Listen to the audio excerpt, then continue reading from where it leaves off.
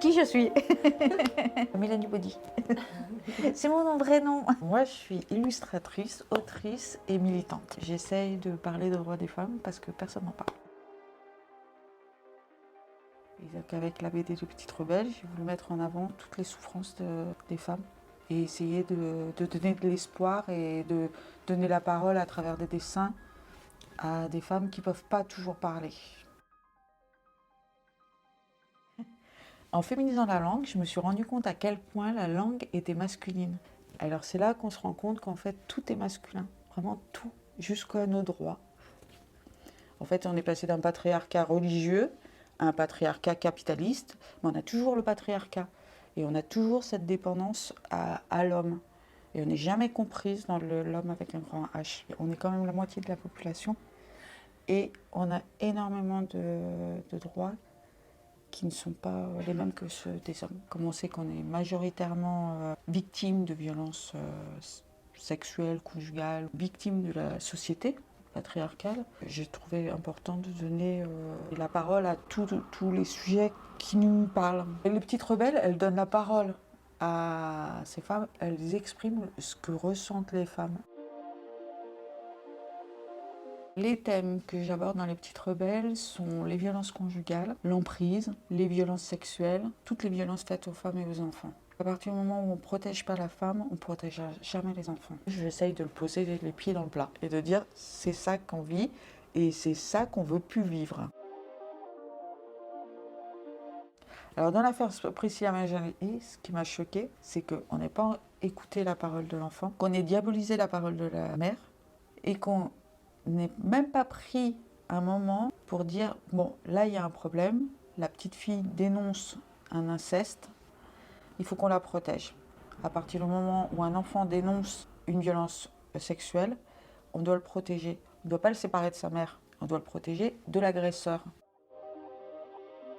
Quand j'ai dessiné le dessin Priscilla Majani, j'ai eu des témoignages en privé de femmes qui m'ont dit mais moi j'ai essayé. Et d'où le dessin, j'ai essayé de faire comme elle. Priscilla, elle a réussi à sauver sa fille en fuyant. Et elle est très révélatrice de ce qui se passe actuellement.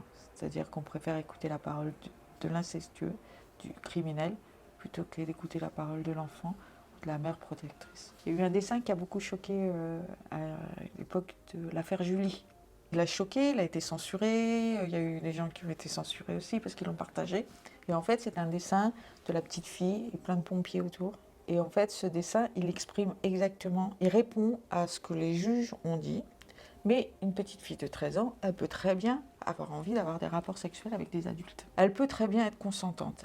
Non, une petite fille n'est pas consentante d'une partouze. Je suis désolée d'être un peu violente dans les termes, mais et une petite fille, elle peut idéaliser à la limite un amour, mais l'amour sexuel, elle n'a pas 13 ans, c'est pas quelque chose qu'on a de façon innée. C'est que où on a subi des violences avant, des incestes, où on est en train de vivre des incestes.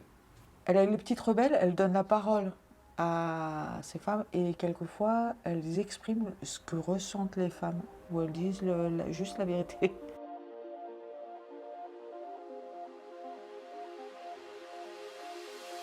La violence conjugale est un problème de femme et c'est aussi un problème d'homme. La violence conjugale est un problème de femme dû à un problème des hommes. On sait que la violence conjugale, c'est essentiellement des hommes agresseurs sur des femmes et des enfants. Les violences conjugales viennent souvent du fait qu'on possède. L'homme considère qu'il possède la femme, qu'il peut en faire ce qu'il veut.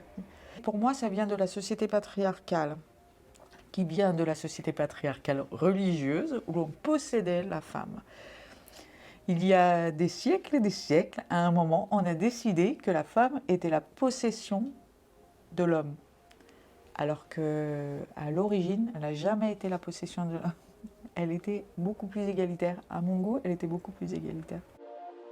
À la demande de celles qui me suivent, des femmes qui me suivent, elles m'ont dit « mais t'as pas un livre qui regroupe tous les dessins que tu as fait ?» Du coup, j'ai sorti le premier, qui qui est au masculin, parce que j'étais pas passée encore à la féminine. C'est 2 ans de dessin, d'illustration sur les faits de société et tout. Ouais, ça parle, c'est le premier jet. L'agenda. L'idée, c'était de mettre un outil à disposition des jeunes filles et des parents, s'ils veulent parler de sexualité avec leurs enfants. C'est pas que de la sexualité, ça parle du changement du corps, des règles, mais ça parle aussi du consentement, de la première visite gynécologique, du harcèlement, de la prostitution. Et ça essaye de répondre aux questions de façon simple, à toutes les questions que se posent les jeunes filles. Parce qu'à un moment, quand on commence à changer, le corps commence à se sexualiser, ce que la société nous rappelle beaucoup, et on se rend compte qu'on est un peu désarmé par rapport à tout ça. Alors là, c'est essentiellement féminin, parce que je suis une femme, et je ne me permettrai pas de dire ce que ressentent les hommes par rapport à ça. C'est pour ça que je parle des femmes.